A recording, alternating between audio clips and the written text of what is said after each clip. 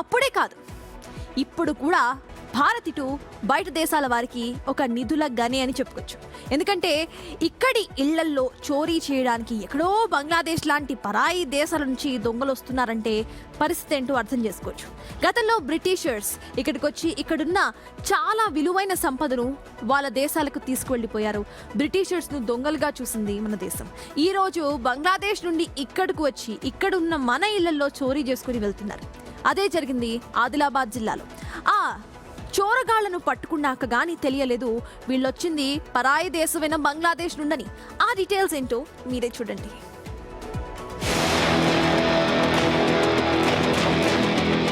ఆదిలాబాద్ జిల్లా Mavala police station పరిధిలోని కైలాష్ నగర్. ఇక్కడ జరిగిన హై ప్రొఫైల్ చోరీ కేసు పోలీసులకు సవాల్గా మారింది. అయితే పలు టెక్నికల్ ఎవిడెన్స్లు, సీసీటీవీ ఫుటేజీ ఆధారంగా రంగంలోకి దిగిన ఆదిలాబాద్ పోలీసులు దర్యాప్తు తీవ్రతరం చేశారు. బంగ్లాదేశ్ కు చెందిన ప్రధాన నిందితుడు మహమ్మద్ జౌనీ అలియాస్ జానీ అలీ, అతడి సోదరుడు మహమ్మద్ రుమాన్ అలీతో పాటు మధ్యప్రదేశ్ కు చెందిన పండ్ల వ్యాపారి తరుణ్ సింగ్లను సోమవారం అరెస్టు చేశారు ఆదిలాబాద్ పోలీసులు.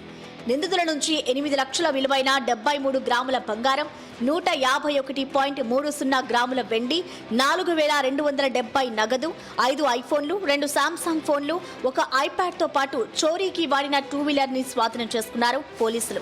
రికవరీ చేసిన బంగారంలో ఆదిలాబాద్ కేసుకు సంబంధించిన 50 గ్రాములు, మహారాష్ట్ర నాగ్పూర్ కేసుకు చెందిన బంగారం మరికొంత ఉన్నట్లు చెప్పారు ఎస్పీ. దాదాపు 12 మంది వీళ్ళ గ్యాంగ్ ఉంది. బంగ్లాదేశ్ నుంచి ఇదే పనికి వస్తారు. ఒక లోకల్ బ్రోకర్ పట్టుకొని బార్డర్ క్రాస్ చేసి మళ్ళీ దొంగతనం చేసి ప్రాపర్టీ మొత్తం తీసుకొని అక్కడ పోయి అక్కడ అమ్ముతారు. లోకల్ జైల్లో కొంతమంది వీళ్ళకి పరిచయాలు అయ్యారు. ఇంతకుముందు 2 సార్లు 3 సార్లు జైలు పోయినప్పుడు దానిలో ఒకరు తరుణ్ సింగ్ కూడా అట్లా జైల్లో వాళ్ళకి కలిశారు.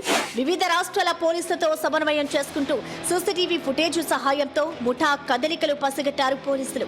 కేసు ఛేదించడంలో కీలక పాత్ర పోషించిన మావాల CI, cyber crime SI, Trishul crime సిబ్బందిని ప్రత్యేకంగా అభినందించారు జిల్లా ఎస్పీ.